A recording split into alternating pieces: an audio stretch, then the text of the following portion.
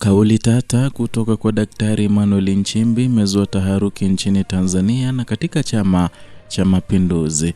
Hujambo na karibu. Leo tunakupeleka hadi Lushoto mkoani Tanga ambako mgombea mwenza wa urais kupitia Chama cha Mapinduzi kwa jina Daktari Emmanuel Nchimbi ametoa ujumbe mzito kwa wanachama wa chama hicho na kuibua mjadala mkubwa kuhusu nidhamu na mshikamano ndani ya chama.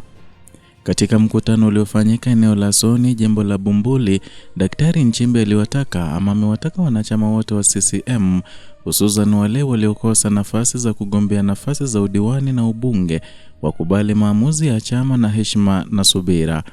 Ujumbe wake umeelezwa kuwa ni kurejesha mshikamano na kuondoa hali ya kukata tamaa kwa wale ambao majina yao hayakupenya katika mchujo wa ndani ya chama.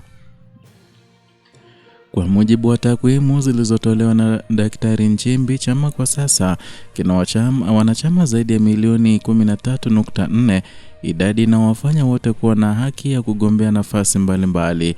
Hata hivyo, ni wachache tu wanaopata nafasi hiyo kwa wakati mmoja kwa sababu ya mfumo wa ushindani na vipaumbele vya chama. Kauli inalenga kuwakumbusha wanachama kwamba si kila mmoja atakayepata nafasi ya kugombea mara moja, bali mchakato wa chama ni endelevu na kila mwanachama anaweza kupewa nafasi siku zijazo kulingana na mchango wake. Aidha, Daktari Nchimbi ameeleza kuwa kutochaguliwa leo haina maana ya kufungua milango ya kisiasa milele ama kufungwa milele.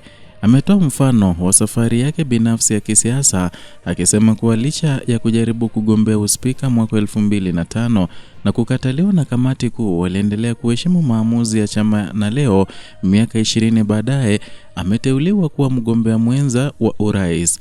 Historia yake imeibuliwa kama kielelezo cha subira, uvumilivu na heshima kwa taratibu za chama. Wachambuzi wa siasa wanasema ujumbe huu wa Daktari Nchimbi ni wa kimkakati kwa CCM, hasa katika kipindi hiki ambapo chama kinajiandaa na uchaguzi mkuu. Umelenga kuzuia migawanyiko inayoweza kusababisha upinzani wa ndani na kuvuruga mshikamano wa chama kuelekea uchaguzi.